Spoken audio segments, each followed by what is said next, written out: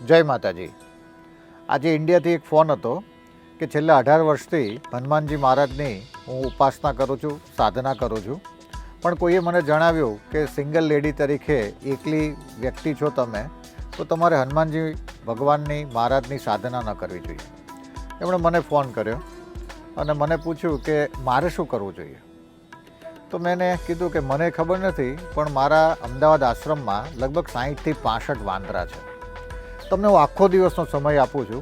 આમાંથી વાંદરા કેટલા અને વાંદરી કેટલી, એટલે કે નર વાંદરા કેટલા અને નારી વાંદરી કેટલી, એ તમારે ગણી આપવાનું। પણ કે એ તો શક્ય જ નથી, આપણને કઈ રીતે ખબર પડે? બસ આ જ વસ્તુ છે કે હનુમાનજી મહારાજ સીતા માતાને માનતા હોય અને અંજની પુત્ર તરીકે આપણે એને ઓળખતા હોય, તો એના તો આપણે માત્ર ને માત્ર ભક્ત છીએ, એમાં કોઈ સ્ત્રી પુરુષ આવતું જ નથી। એટલે આવો જે ભેદ દૂર કરવા માટે મારે આજે તમને કહેવું પડે છે કે ઉપરના લેવલમાં સ્ત્રી પુરુષનો કોઈ ભેદ નથી। હનુમાનજી મહારાજની જે લોકો એકલા સ્ત્રી તરીકે પણ સાધના કરતા હોય, ઉપાસના કરતા હોય, તે લોકો ચાલુ રાખે, આવી કોઈ વાતમાં ન આવે।